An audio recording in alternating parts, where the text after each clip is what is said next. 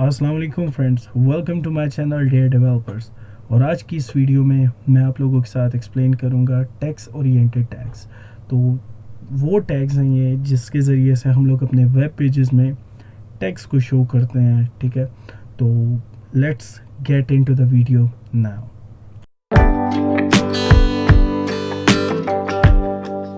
तो यहाँ पर मैंने एक ब्लैंक HTML की फ़ाइल सेटअप कर ली है और उसे लाइव सर्वर के साथ ओपन कर लिया है। अगर आप लोगों ने मेरी पुरानी वीडियो नहीं देखी है जिसमें मैंने लाइव सर्वर को सेटअप कर लिया है तो आप लोग उसको ज़रूर देख लें, जिसमें मैंने HTML का स्ट्रक्चर और HTML के वेरियस पार्ट्स और टैग्स को एक्सप्लेन किया है। तो बढ़ते हैं आज की इस वीडियो की तरफ। अच्छा, अगर आप VS कोड यूज़ कर रहे हैं और आप एक स्टार्टिंग पॉइंट HTML के लिए यूज़ करना चाहते हैं तो इट्स अ फ्री टैब कि आप एक्सक्लेमेशन मार्क लगा के जिस टैब की प्रेस कर लें और यहाँ पर आपके पास जो है एक बॉयलर प्लेट सेटअप हो जाएगा, ठीक है। तो ये बॉयलर प्लेट बेसिकली इसमें कुछ मेटा टैग्स हैं, अगर आप चाहें तो इनको रिमूव कर दें और ये हमें इस वक्त के लिए दरकार नहीं है और हम लोगों ने इसको रिमूव कर लिया। और फॉर टाइम बिंग मैं इसके अंदर जस्ट एक डमी टेक्स्ट जो कि बॉडी सेव करके देख लेते हैं। आई गेस लाइव सर्वर, हाँ live server is not running I guess. इसको एक दफ़ा स्टार्ट करके देख लेते हैं। Yes, it's running now.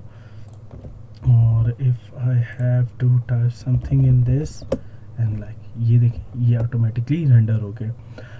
अच्छा तो पहली टैग जो कि हम लोग बहुत ज़्यादा इस्तेमाल करते हैं अपने वेब पेजेस में, वो उनको हम लोग कहते हैं हेडिंग टैग्स, ठीक है। तो हेडिंग टैग्स हमारे पास जो है वो H1 से लेके H6 तक होती हैं, ठीक है। तो मैं इसमें लिख देता हूँ दिस इज़ हेडिंग टैग, ठीक है। तो यहाँ पे देखें ये एक बोल्ड बाय डिफ़ॉल्ट यहाँ पे एक टेक्स्ट हमारे पास शो हो रहा है, ठीक है। और यहाँ पर हमारे पास इस हेडिंग टैग्स के लिए 6 लेवल्स मौजूद हैं। अब ये बाकी टैग्स से डिफरेंट होती है। अगर यहाँ पे मैं कुछ भी टाइप कर दूँ दिस इज़ नॉर्मल तो आप यहाँ पे देख सकते हैं ये जो है इस H1 के कंटेंट से हट के, क्योंकि ब्राउज़र से परसीव करता है ये हेडिंग टैग है और यहाँ पे उसे एज अ हेडिंग ही कंपाइल करता है। हम लोग आगे जब CSS की ट्यूटोरियल्स देखेंगे तो हम लोग किसी भी टैग को अपनी मर्ज़ी से स्टाइल कर सकते हैं, नो मैटर व्हाट। तो यहाँ पर ये आपकी अपनी पर्सनल प्रेफरेंस होती है कि आप कौन सा हेडिंग टैग यूज़ करते हैं। सिमिलरली यहाँ पे हमारे पास H2, यहाँ पे अगर मैं यहाँ पे हेडिंग टैग इसको कह देते हैं लेवल 1 और यहाँ पे इसी टेक्स्ट को मैं कॉपी कर लेता हूँ एक दफ़ा और यहाँ पे एक दफ़ा इसको पेस्ट कर लेते हैं। तो ये देखें ये लेवल 2 है हमारे पास। इसी तरह से हम लोग सेम इस टैग को कॉपी करेंगे और हाँ तो ये हेडिंग 3 है हमारे पास, इसको मैं H3 कह देता हूँ, ठीक है। तो ये इसी तरह से लेवल जितना डाउन होता जाएगा यहाँ पे उसी तरीके से ये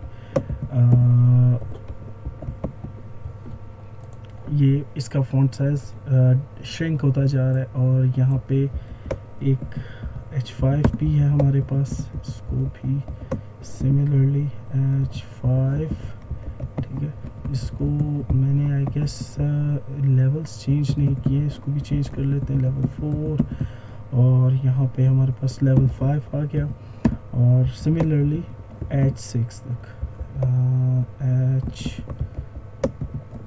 H6, ठीक है। तो ये हमारे पास जो है H6 तक हमारे पास मौजूद होती है। अगर मैं इसको थोड़ा सा बड़ा करके आपको फुल स्क्रीन में दिखा दूँ तो आप देख सकते हैं कि लेवल 1, लेवल 2, लेवल 3 ये अकॉर्डिंग ये मतलब ये टैग्स हमारे पास मौजूद होते हैं HTML के अंदर, हेडिंग टैग्स। और इनको यूज़ करने का मकसद ये होता है कि अगर आप अपने कंटेंट में अपने वेब पेज में कोई हेडिंग वगैरह शो करवाना चाहते हैं, और ये डिपेंड करता है आप कौन से साइज़ को प्रेफर कर रहे हैं इस वक्त, तो किस हेडिंग साइज़ को आप प्रेफर कर रहे हैं तो ये अकॉर्डिंगली ही डिस्प्ले होगा। लेकिन अभी तक हम लोगों ने CSS को स्टार्ट नहीं किया, तो आप किसी भी टैग को अपने मुताबिक स्टाइल कर सकते हैं। लेकिन ये डेवलपर्स की अपनी प्रेफरेंस होती है कि वो H2 यूज़ कर रहे हैं या H3 यूज़ कर रहे हैं, H1 यूज़ कर रहे हैं, ये डिपेंड करता है। अगर आपके पास बड़ी हेडिंग है वेब पेज में लेट सपोज अगर आपने एक चीज़ बड़ी तरीके से शो करवा रहे हैं एक वेब पेज पे, गो फॉर H1, ठीक है। और अगर आप उसी में मतलब थोड़ा सा छोटा हेडिंग दिखाना चाह रहे हैं तो आप H2 या H3 कोई भी यूज़ कर सकते हैं। तो वही बात, अगर आप लोगों ने मेरी प्रीवियस वीडियोस नहीं देखी, ये टैग्स के स्ट्रक्चर्स को नहीं देखा, तो आप डेफिनेटली पहले वो वीडियोस देखें ताकि ये चीज़ आपको अच्छे से समझ आए। टैग ओपन और क्लोज हो रही है और इसके बीच में कंटेंट है। सिमिलरली हमारे पास इस तरह से हेडिंग टैग्स हैं और एक हमारे पास जो है इसको पी टैग कहते हैं। पी टैग बेसिकली क्या होता है? पी टैग हमारे लिए एज अ पैराग्राफ टैग के तौर पे होता है। अगर आप VS कोड पे जस्ट टैप लोरम और ये आपको एक डमी सा टेक्स्ट जो है प्रोवाइड कर देगा। तो ये मैंने थोड़ा जूम इन किया हुआ था, आप इस चीज़ को देख लें कि व्यू पोर्ट ऑलमोस्ट 175% थी ताकि आप लोगों को विजुअल में कोई प्रॉब्लम ना हो। तो पी टैग बेसिकली क्या होती है? ये भी हेडिंग टैग्स की तरह एक HTML टैग है और ये टैग इसलिए इस्तेमाल करते हैं कि इसके अंदर हम लोग लाइक टेक्स्ट यानी पैराग्राफ के तौर पे अगर कोई चीज़ है हमारे पास तो हम लोग वो डिस्प्ले करवाते हैं। तो मतलब कॉमन है, बहुत ज़्यादा इस्तेमाल होती है वेब पेजेस में। तो इसी तरह से हमारे पास एक टैग है ब्लॉक कोड कहते हैं। ब्लॉक कोड बेसिकली क्या है कि ये भी पी टैग की तरह है, लेकिन ये इसलिए इस्तेमाल होती है कि जिसमें अगर हम लोग कोई अपने वेब पेज में कोई कोड दिखाना चाह रहे हैं, दिस इज़ सैड, मतलब मैंने इस तरीके से लिख दिया तो आप देख सकते हैं कि ये जो है यहाँ से स्पेसिंग भी ज़्यादा है बाकी टैग की निस्बत, क्योंकि गूगल क्रोम में ब्लॉक कोड के लिए कोई अलग से स्टाइलिंग मौजूद होगी, ठीक है। इस वजह से ये इस तरीके से दिख रहा है। तो हर टैग आप नोटिस करें कि एक वेब पेज में अलग तरीके से डिफ़ाइन हो रहा है। ये गूगल क्रोम या अगर आप मोज़िला फायरफॉक्स यूज़ कर रहे हैं तो उनमें डिफ़ाइन होता है, प्री डिफ़ाइंड होता है कि अगर आपने H1 यूज़ करनी है, H2 यूज़ करनी है, तो वो उस कंटेंट के अगेंस्ट किस तरीके का वो डिस्प्ले दिखाएगा। ये चीज़ जो है मैंने अपने वीडियो ट्यूटोरियल सीरीज़ की पहले लेक्चर में एक्सप्लेन की थी। और सिमिलरली हमारे पास यहाँ पे ब्लॉक कोड के लिए आप देख सकते हैं कि इसका डिस्प्ले बिल्कुल पी टैग से थोड़ा सा हट के कि इसमें बाय डिफ़ॉल्ट हमें कुछ मार्जिन्स वगैरह मिल रहे हैं। तो ये मार्जिन का वर्ड मैं यूज़ कर रहा हूँ, लेकिन आप इस चीज़ के लिए बिल्कुल टेंशन ना लें, क्योंकि जब CSS हम लोग पढ़ेंगे, बॉक्स मॉडल पढ़ेंगे, तो आप लोगों को ये सारी चीज़ें बहुत अच्छे से क्लियर हो जाएंगी। एक और टैग जो कि हम लोग अक्सर टेक्स्ट में यूज़ करते हैं, आई टैग है। अगर आप एक कंटेंट में कोई चीज़ अटैलिक तरीके से ही दिखाना चाहते हैं, दिस इज़ लाइक अटैलिक, अगर आप यहाँ पे देख लें तो आप नोटिस कर सकते हैं कि ये एक अटैलिक स्टाइल से आ रहा है। अगर आप लोगों ने MS वर्ड वगैरह यूज़ किया तो अटैलिक वगैरह ये चीज़ें बहुत ज़्यादा इस्तेमाल होती है। एक और टिप मैं आपको बताता हूँ कि अगर आप इस अटैलिक टैग को किसी भी यहाँ पे H1 वगैरह में यूज़ कर लें, जैसे कि यहाँ पे, तो आप नोटिस करें कि H1 का स्टाइल एक अटैलिक सा हो गया, ठीक है। आप टैग्स के अंदर मज़ीद टैग्स यूज़ कर सकते हैं, लेकिन ये डिपेंड करता है आपकी क्या कंडीशन है।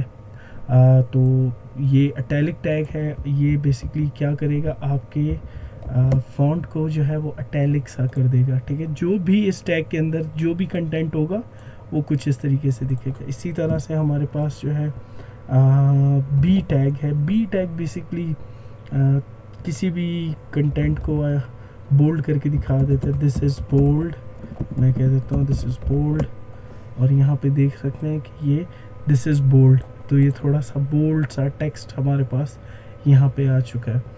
तो आप नोटिस करें कि आई और बी जो है ये एक दूसरे के आमने सामने आए, बट यहाँ पे हम हेडिंग टैग्स जो थे ये एक एक लाइन को ऑक्यूपाई कर रहे हैं। ये बेसिकली एक बॉक्स मॉडल की प्रॉब्लम है जो कि हम लोग CSS के अंदर इंशाल्लाह इसको कवर करेंगे। हमारे पास और बहुत सारे, जैसे हम लोग स्पैन है, ये भी एक टैग है हमारे पास जो कि लेआउट बेस्ड टैग है, लेकिन कुछ लोग इसको टेक्स्ट को शो कराने के लिए भी इस्तेमाल कर लेते हैं। तो दिस इज स्पैन टैग। तो लेकिन I guess it's not a good practice to use span for some tags, ठीक है। तो ये एक अच्छी प्रैक्टिस नहीं है कि अगर आप स्पैन टैग को यूज़ करें किसी टेक्स्ट को डिस्प्ले करवाने के लिए, क्योंकि आपके पास HTML में बाय डिफ़ॉल्ट बहुत सारे ऑप्शंस मौजूद हैं। आप किसी तरह का भी कंटेंट दिखाना चाहते हैं किसी वेब पेज में तो अवेलेबल होता है हमारे पास। तो इसके साथ आई गेस इस वीडियो को अब एंड करना चाहिए, क्योंकि ये वो टैग्स हैं जो कि बहुत कॉमन है हमारे वेब पेजेस में इस्तेमाल होने के लिए। H1, H2, H3 और यहाँ पे हमारे पास P टैग है, हमारे पास ब्लॉक कोट्स है, इसी तरह से I टैग है, हमारे पास B टैग है। तो ये टैग्स अमूमन यूज़ होते हैं किसी भी वेब पेज में और कंटेंट को दिखाने के लिए, किसी टेक्स्ट को शो करवाने के लिए। और इससे हट के भी हम चाहें तो टैग्स यूज़ कर सकते हैं, जैसे मैंने आपको स्पैन का बताया, but it's not a good practice to use such tags for displaying text. तो अगर आपको ये वीडियो इन्फॉर्मेटिव लगी है और तो ज़रूर इसे आप लोग अपने दोस्तों के साथ शेयर करें और मेरे चैनल को सब्सक्राइब करके अपनी सपोर्ट शो करवाएं। तो इंशाल्लाह अभी नेक्स्ट वीडियो में मिलते हैं। सो तब तक के लिए अल्लाह हाफ़िज़।